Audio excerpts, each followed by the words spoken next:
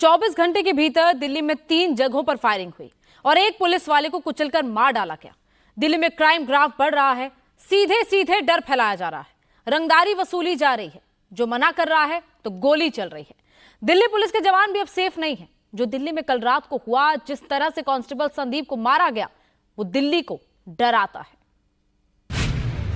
रात 2:16 पर दिल्ली के नागलोई में पुलिस वाले को रौंदा जाता है।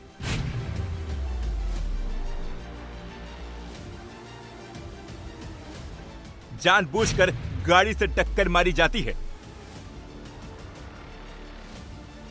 10 मीटर तक घसीटा जाता है और ये तब तक होता है जब तक उसकी मौत नहीं हो जाती। गाड़ी कुछ दूर आगे जाकर रुक जाती है।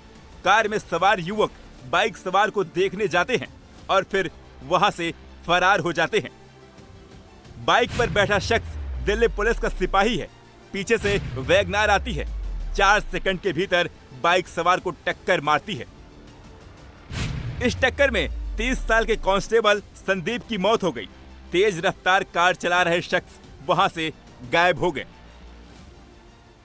बाइक से जो है ऑन ड्यूटी बीट पेट्रोलिंग के लिए निकला था एंड वीना एनक्लेव के सामने जब लेफ्ट टर्न कर रहे थे तो लेफ्ट टर्न के दौरान एक दूसरा व्हीकल वहाँ पे 4 व्हीलर था, वैगनआर, एंड उसको क्रॉस करने के लिए उसको जब क्रॉस करके निकला तो शायद उनके बीच में रोकने के लिए कुछ बात हुई होगी, लेकिन जब वो आगे निकल गया तो व्हीकल ने सडनली एक्सीलरेट किया है और पीछे से टक्कर मारा।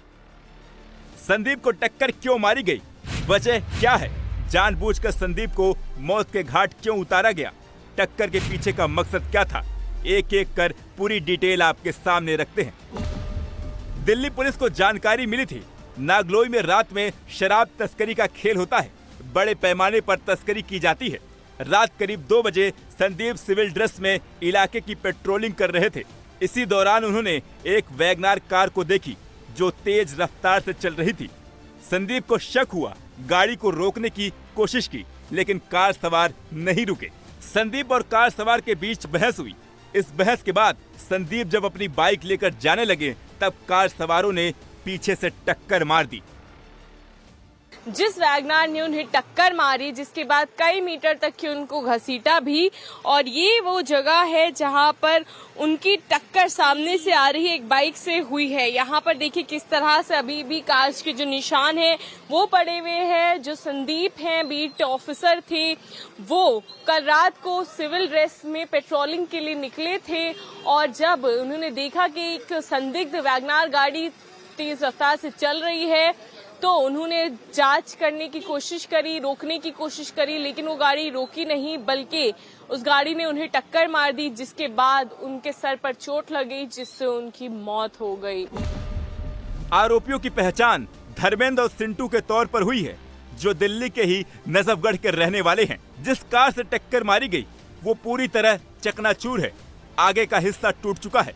गाड़ी में खून के निशान अब भी मौजूद हैं। संदीप की बाइक में पीछे से टक्कर मारी गई थी, उसका भी हाल ठीक नहीं है। देखिए कितनी भयावह ये टक्कर थी। ये पूरा आगे जो गाड़ी का हिस्सा है ये पूरा टूट चुका है। यहाँ पे खून के भी निशान सामने हैं और साथ ही साथ अंदर भी देखा जाए तो 2 ग्लास पड़े हुए हैं और यहाँ पर पीछे भी खून के निशान गाड़ी की सीट पर नजर आ रहे हैं।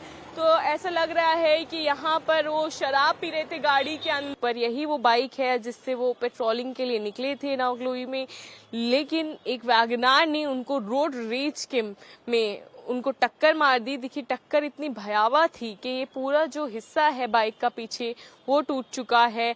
आगे वाला जो हिस्सा है बाइक का हेडलाइट की तरफ वो भी टूटा हुआ नजर आ रहा है और यही बाइक थी संदीप जिससे पेट्रोलिंग पर निकले हुए थे। 24 घंटे के भीतर दिल्ली में 3 जगह फायरिंग हुई। नारायणपुरा में कार बदमाशों ने ताबड़तोड़ फायरिंग की। महिपालपुर के एक होटल में बदमाशों ने गोलियां चलाई। नागलोई में मिठाई की दुकान पर बंदूक से गोलियां दागी गईं। दिल्ली के नागलोई के फायरिंग की तस्वीर देखिए। नकाबपोश 2 बदमाश दुकान पर आते हैं। एक बदमाश भीतर जाता है जबकि दूसरा बाहर खड़ा होता है। इनमें से एक बदमाश गोलियां चलाने लगता है। गोलियां चलाते हुए बदमाश पीछे जाता है। दूसरा बदमाश हवा में गन को लहराता है। बदमाश बाइक को स्टार्ट करते हैं और फिर रफू चक्कर हो जाते हैं।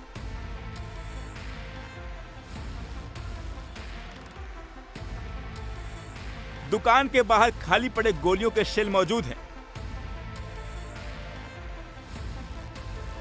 दुकान के शीशे में गोलियों के निशान हैं। नागलोई दुकान पर फायरिंग के पीछे बदमाशों का इरादा क्या था, ये बात इस पर्ची से समझ सकते हैं जो बदमाशों ने फायरिंग के बाद दुकान में फेंकी है। पर्ची में एक तरफ बदमाशों के नाम लिखे हैं, पर्ची के पीछे गैंगस्टर जितेंद्र गोगी और गैंगस्टर कुलदीप फज्जा की तस्वीर बनी है।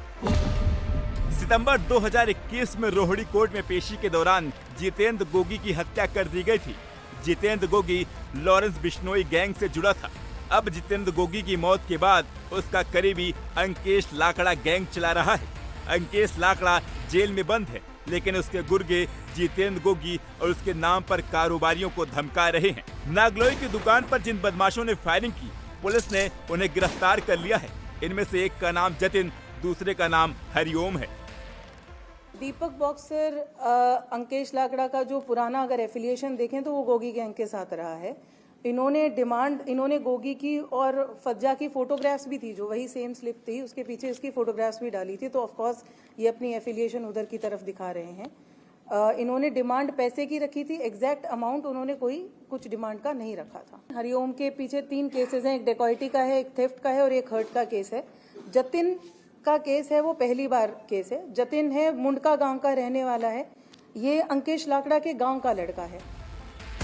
बदमाश पहले कारोबारियों को डरा रहे थे, बाद में वसूली करने का प्लान था। दिल्ली में बदमाश किस तरह सरेआम फायरिंग कर रहे हैं, कारोबारियों से रंगदारी मांग रहे हैं, उसका एक और एग्जाम्पल दिल्ली के नारायणपुरा से सामने आया। नारायणपुरा में मौजूद कार शोरूम की तस्वीर देखिए। यहाँ बदमाश पहले बंदूक लोड करते हैं, फिर ताबड़तोड़ गोलियां चलाने लगते हैं। शोरूम के अंदर बदमाशों ने करीब 20 राउंड फायरिंग की।